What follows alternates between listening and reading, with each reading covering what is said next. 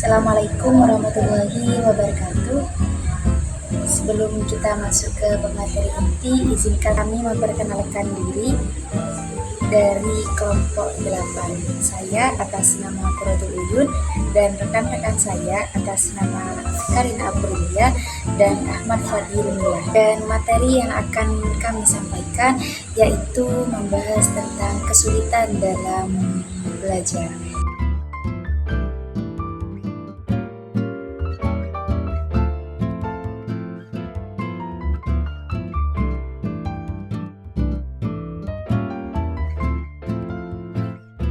Oke, sebelum kita masuk ke materi yang pertama, di sini ada konsep yang dimana akan memberi kita pemahaman lebih tentang apa saja yang akan dibahas. Yang di sini ada pertama, faktor penyebab kesulitan belajar. Jadi di sini kita akan menjelaskan berbagai faktor penyebabnya sehingga siswa tersebut mengalami kesulitan dalam pembelajaran. Dan yang kedua di sini ada diagnosis kesulitan belajar, di mana akan dijelaskan bagaimana cara-cara kita untuk mengevaluasi lebih mengapa siswa tersebut mengalami kesulitan belajar seperti itu. Dan yang ketiga adalah kiat mengatasi kesulitan belajar. Nah, di sini yang ketiga ini kita akan diberitahu bagaimana cara-cara untuk mengatasi kesulitan dalam pembelajaran bagi siswa seperti itu.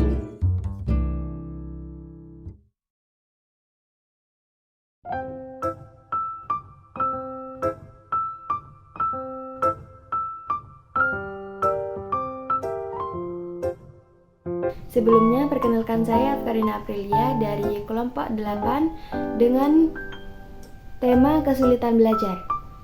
Saya di sini sebagai pemateri pertama. Baik, kesulitan belajar biasanya dapat disebabkan oleh beberapa faktor, yakni faktor yang pertama adalah faktor internal, berasal dari dalam diri siswa tersebut. Kemudian yang kedua adalah faktor eksternal yang berasal dari lingkungan atau sekitarnya. Yang pertama, faktor internal. Biasanya kondisi fisik juga dapat mempengaruhi baik buruknya kualitas belajar. Gangguan pendengaran, penglihatan, serta kelelahan yang mempengaruhi kemampuan belajar siswa. Kemudian juga kondisi psikologis, motivasi yang lemah, kecemasan, stres, dan masalah emosional lainnya bisa menjadi penghambat dalam proses belajar. Kemudian ada kognitif. Kognitif ialah ketidakmampuan siswa dalam memahami sesuatu, dalam berpikir, entah itu tentang pemahaman, ingatan, kemampuan, berpikir kritis, atau menjadi faktor kesulitan belajar lainnya. Yang terakhir ada minat dan bakat. Antara minat dan bakat siswa tidak sama. Nah, hal itu yang bisa menyebabkan kesulitan belajar siswa untuk memengaruhi hasil belajar siswa. Kemudian ada faktor eksternal. Faktor eksternal merupakan faktor yang berasal dari lingkungan, sekolah, atau kondisi sosial. Yang pertama ada lingkungan keluarga. Biasanya keluarga kurang mendukung terhadap apa yang dikerjakan oleh siswa, dan orang tua bisa menjadi salah satu faktor siswa dalam kerusakan mental tersebut. Kemudian ada lingkungan sekolah. Lingkungan sekolah yang biasanya yang menyebabkan siswa tidak mau belajar adalah metode pengajaran seorang guru atau guru yang tidak kompeten dan kurangnya fasilitas yang dapat menghambat proses belajar siswa. Kemudian yang terakhir ada lingkungan sosial. Lingkungan sosial sangat berpengaruh terhadap kesulitan belajar siswa. Biasanya yang menjadi pengaruh terbesar terhadap suatu siswa untuk belajar adalah teman sebayanya atau teman bermainnya, tekanan dari kelompok sosial, serta gangguan dari sekitar seperti kebisingan yang biasanya hidup di kota-kota dan juga berdampak negatif pada belajar siswa. Mungkin selebihnya saya akan serahkan pada pemateri kedua.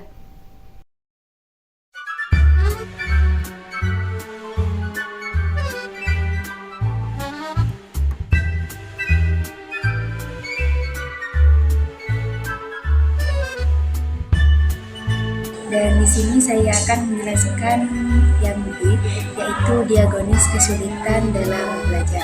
Banyak sekali langkah-langkah dalam diagonis kesulitan belajar. Yang pertama ialah observasi yang bisa dilakukan oleh guru ataupun orang tua. Dan yang kedua ada wawancara, yaitu melakukan wawancara terhadap orang tua siswa untuk mendapatkan informasi. Dan yang ketiga ada tes diagnostis, menggunakan tes-tes khusus yang digunakan untuk mengukur kemampuan kognitif.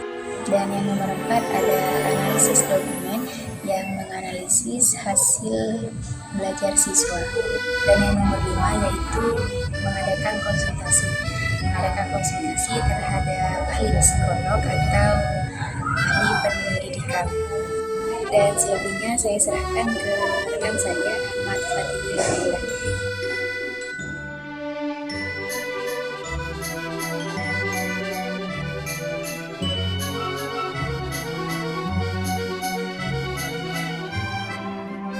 Oke, sekarang saya akan melanjutkan materi yang ketiga, ini kiat mengatasi kesulitan belajar.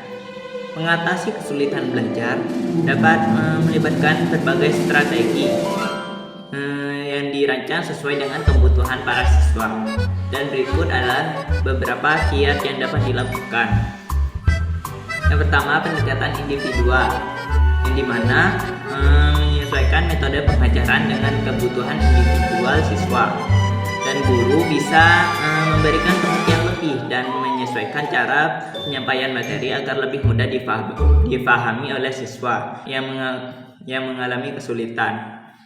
Jadi dalam pendekatan individual ini, para guru dapat menyesuaikan cara mengajarnya atau metode pengajarannya dengan kebutuhan para siswa agar dapat lebih mudah difahami oleh para siswa tersebut yang mengalami kesulitan. Yang kedua, meningkatkan motivasi belajar, yang dimana menggunakan teknik-teknik untuk meningkatkan motivasi siswa seperti memberikan pujian, penghargaan, serta menciptakan suasana belajar yang menyenangkan dan menantang. Jadi dengan motivasi belajar ini tujuannya untuk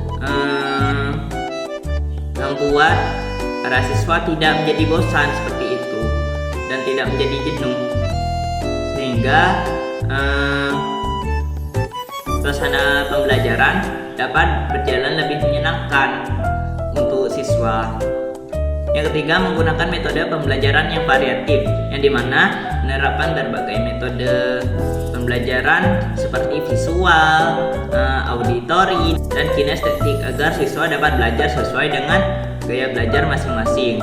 Nah, jadi di sini ini kita dapat menyesuaikan metode-metode pembelajarannya agar dapat membuat suasana yang lebih baik lagi dalam pembelajaran, agar materi yang disampaikan lebih mudah dipahami oleh siswa. Yang empat, yakni pengembangan keterampilan belajar,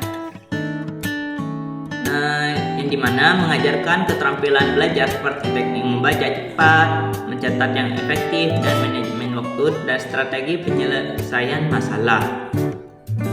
Yang dimana ini juga dapat membantu siswa itu sendiri karena dapat membantu mereka untuk mencatat materi-materi yang penting dan sebagainya.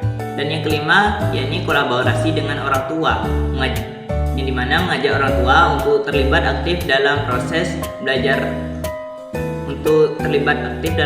belajar anak, memberikan dukungan emosional dan menciptakan lingkungan belajar yang kondusif di rumah.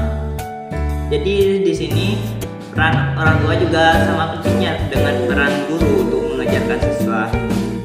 Jadi diharapkan dengan kolaborasi dengan orang tua ini dapat membantu mengatasi kesulitan belajar pada siswa. Yang keenam, yakni menyediakan fasilitas belajar yang memadai.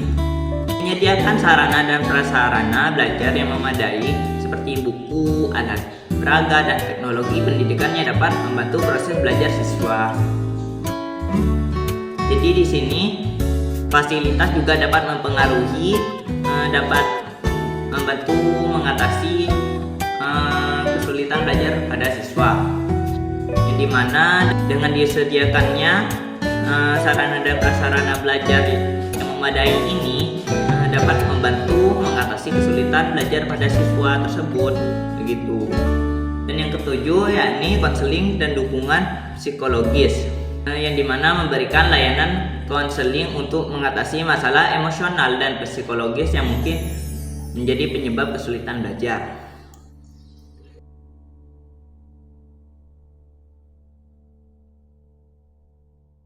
Mungkin cukup sekian pemaparan materi dari kelompok 8 dengan mata kuliah Psikologi Pendidikan dan Pembelajaran dengan tema kesulitan belajar. Kurang lebihnya mohon maaf. Ihdinas siratal mustaqim. Wallahul muwaffiq ila aqwamit thoriq. Wassalamualaikum warahmatullahi wabarakatuh.